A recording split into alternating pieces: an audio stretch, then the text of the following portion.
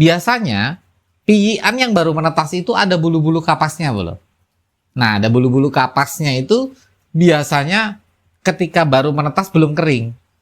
Nah, kita tunggu sampai bulu itu kering. Jangan langsung diturunkan 1 atau 2 derajat.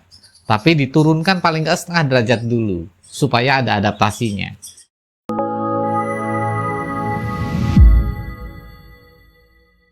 Assalamualaikum warahmatullahi wabarakatuh.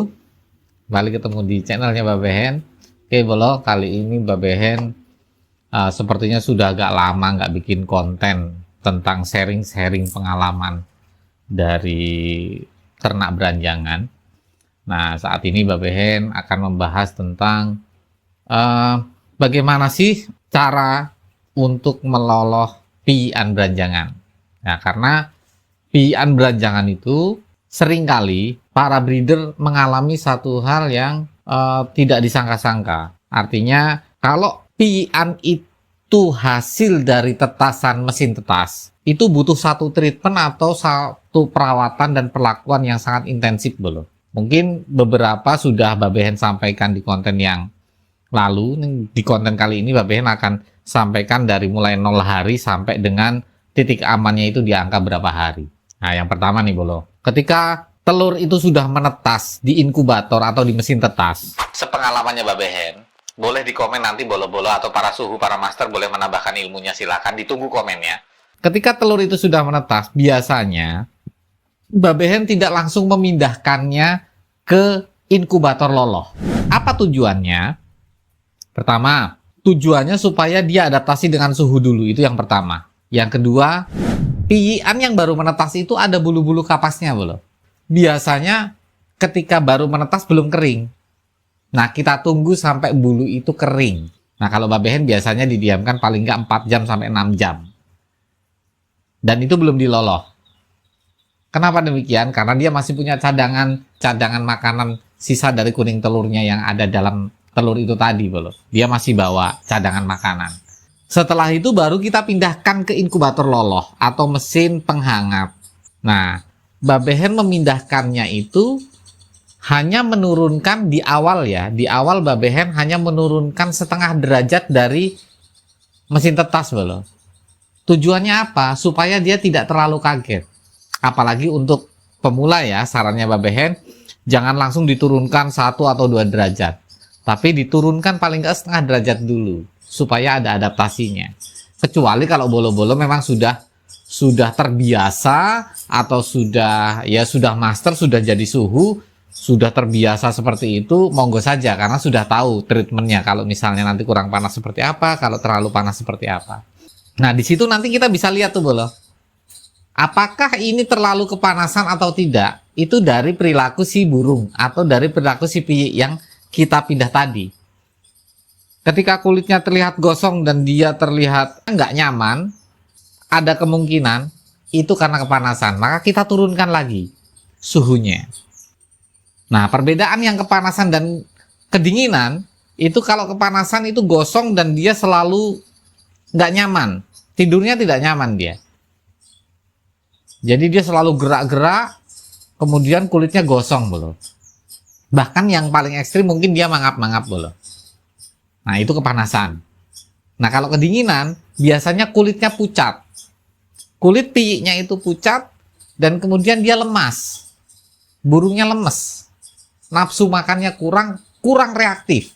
Ketika kita buka, ketika kita petetin, ketika kita siul-siulin, kita pancing untuk dia makan, dia sulit untuk bereaksi. Nah, itu biasanya kedinginan. Yang paling ekstrim lagi, itu ketika dia bergetar badannya, pada saat dia tidur tuh dia bergetar terus. Nah, itu biasanya kedinginan. Maka naikin suhunya.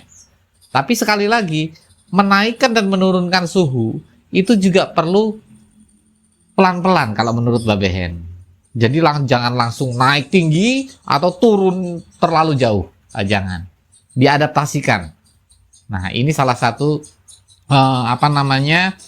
cara bagaimana supaya kita mentreatment piyian yang baru menetas 0 hari dari mesin inkubator atau mesin tetas. Nah, salah satu perawatannya seperti itu, Bro. Tuh. Kemudian setelah itu melolohnya gimana nih? Oke, kalau babehen mulai dari 0 hari, babehen hanya memberikan satu jangkrik dan yang diberikan adalah perutnya, bro. Perut dari jangkrik itu. Ada baiknya itu diberikan vitamin. Yang vitaminnya kita kasih air, kemudian perut jangkrik itu tadi kita celupkan ke vitamin, baru kita lolohkan. Dan babehen memberikan pakan atau meloloh si piyian umur 0 hari sampai dengan umur 3 hari. Itu biasanya babehen hanya memberikan 1 ekor per 1 loloh, boleh. 1 ekor per 1 loloh. Jadi 1 ekor nanti selang 1 jam atau 2 jam kemudian kita loloh lagi 1 ekor lagi. Kenapa demikian? Karena kalau burung beranjangan, piyiannya beranjangan, biasanya kalau kekenyangan itu fatal akibatnya, bro. Dia bisa mati karena belum kuat, pencernaannya belum sempurna.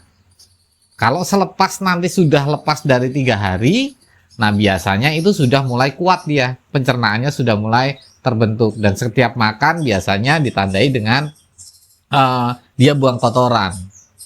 Nah itu tanda burung itu sehat, dan kotorannya itu menggumpal seperti jelly. Nah itu salah satu tanda burung itu sehat.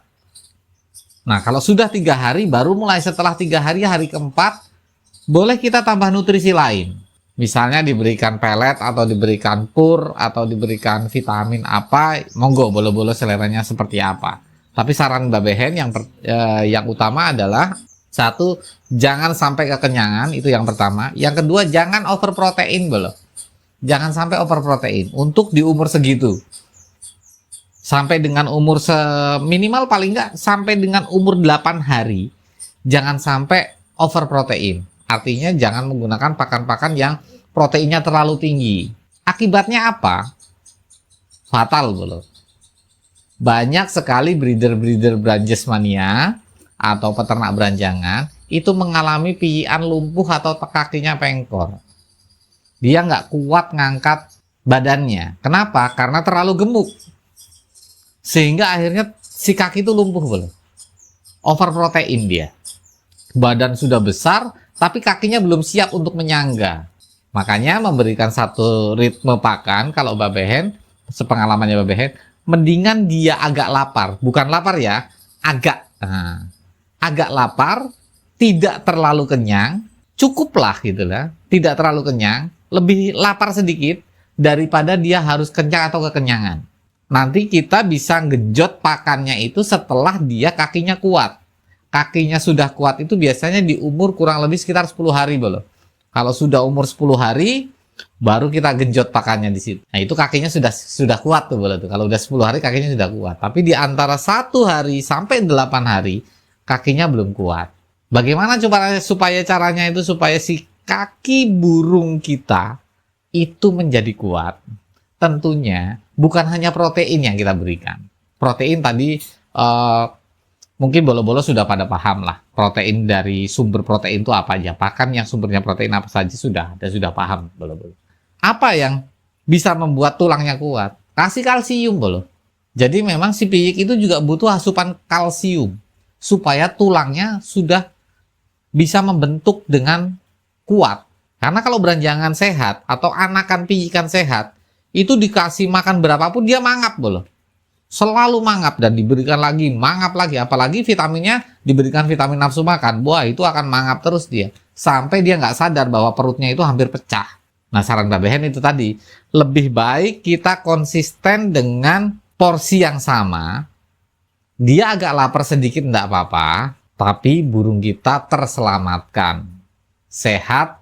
Sampai minimal itu tadi di angka 10 hari. Setelah 10 hari kita genjot nggak masalah. Baru kita kalau mau genjot nutrisi, genjot pakan sampai kenyang, itu di angka 10 hari. Karena biasanya pengalamannya babehen setelah 10 hari, ya 8 hari lah ya, 8 hari, itu babehen sudah mulai mengurangi nggak 2 jam sekali. Biasanya paling 1 hari diloloh 3-4 kali. Jadi pagi kita loloh, siang kita loloh, sore kita loloh. Mungkin tambahannya malam hari. Malam pun itu juga mungkin sekitar jam 9, jam 10 lah. Nah itu bolo. Tips supaya membuat burung tidak menjadi lumpuh atau piyian tidak jadi lumpuh. Itu caranya seperti itu. Jangan dibikin terlalu kenyang, itu yang pertama. Yang kedua, jangan berikan asupan yang terlalu banyak proteinnya, sehingga dia over protein.